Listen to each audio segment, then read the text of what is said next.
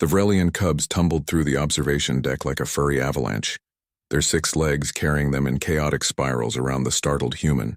Ambassador Sarah Chen watched with practiced patience as the 12 younglings, each no larger than a Earth Terrier, bounced off walls, furniture, and occasionally each other. Please forgive them. Ambassador Chen, High Matron Kellix chittered, her mandibles clicking in what Sarah had learned was embarrassment. The cubs are energetic today. Energetic was an understatement. In the 3 weeks since Sarah had arrived at the Vrelian colony ship, she'd learned that Vrelian younglings possessed approximately 47 times the energy of human children, required only 2 hours of sleep per cycle, and had the attention span of a caffeinated squirrel. The Vrelians had requested a human cultural exchange officer, specifically to learn about Earth's educational methods. Their own attempts at teaching the cubs basic spatial mathematics had devolved into what could only be described as organized chaos with a side of property damage. "It's quite all right," Sarah said, ducking as a purple cub sailed over her head, propelled by its own enthusiastic leap. "Actually, I think I have an idea." High Matron Kellix's compound eyes swiveled toward her with interest. "Oh? On Earth, we have a practice called meditation. It helps humans, especially children, calm their minds and bodies. Perhaps the cubs would benefit from something similar." The matron's antennae twitched skeptically. "You propose making them still? Ambassador, with respect, you clearly don't understand Vrelian physiology. Our young cannot simply stop moving. Their nervous systems require constant stimulation or they become distressed." "Just let me try," Sarah said with a smile. "What's the worst that could happen?" 20 minutes later, Sarah sat cross-legged in the center of the observation deck, surrounded by a loose circle of suspicious, wiggling cubs. Getting them to even approximate sitting had required 3 helpers, 2 failed attempts and 1 near escape. "All right, everyone," Sarah began in a soft voice. "We're going to try something called breathing meditation. First, I want you to sit comfortably. Yes, all 6 legs tucked in, that's good, and close your eyes."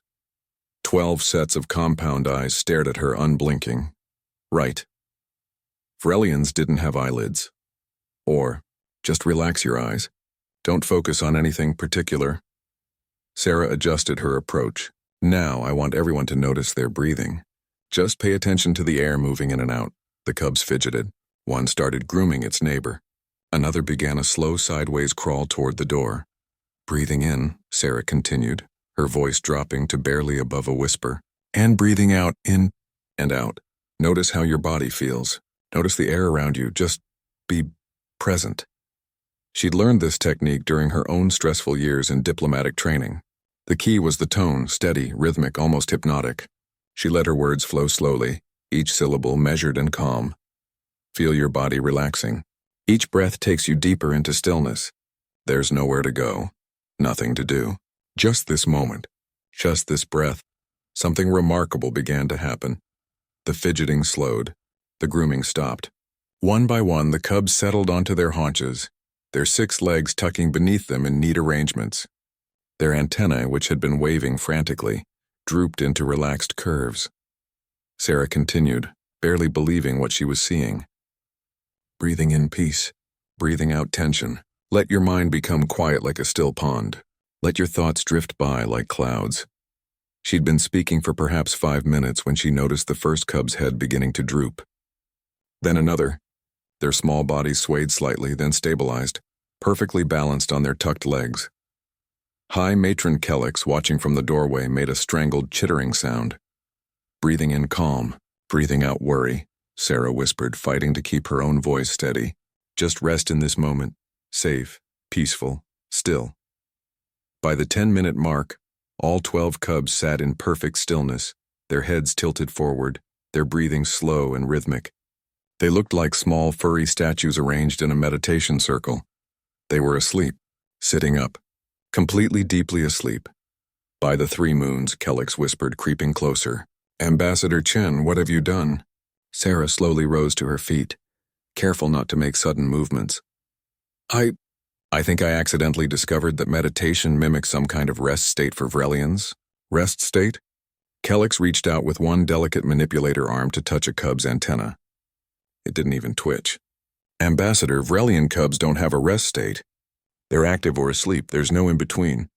and they certainly never sleep sitting up. They can't. Their balance centers won't allow it. Well, Sarah said, staring at the 12 impossible sleeping statues, apparently humans have a way of turning that off. The implications hit them both simultaneously. Kelix's mandibles opened and closed several times before she could speak. Do you understand what this means? If human meditation techniques can induce a rest state in Vrelian young, a state that allows them to sleep efficiently while maintaining postural control, you've just solved the greatest childcare challenge in Vrelian history. Sarah watched as one cub's antenna twitched in what might have been a dream. I was just trying to calm them down so we could start the math lesson. Math lesson? Kelix's laugh sounded like wind chimes in a hurricane. Ambassador Chen, you've just become the most valuable human in the colony. Do you know how much of our daily resources are devoted to managing exhausted cubs?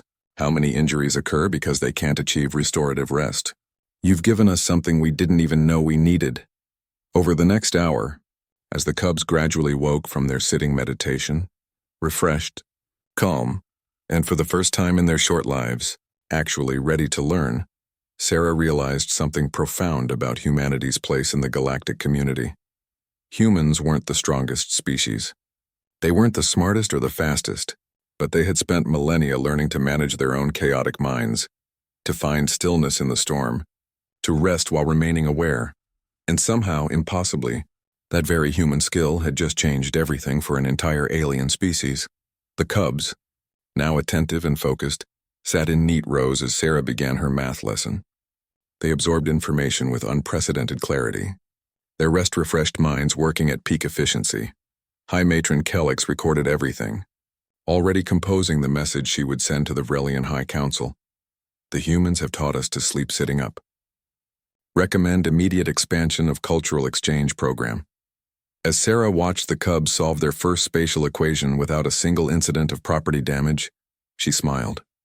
Sometimes the greatest breakthroughs came not from advanced technology or military might, but from the simple act of teaching someone else to breathe.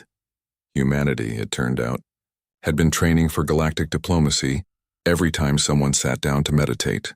They just hadn't known it yet.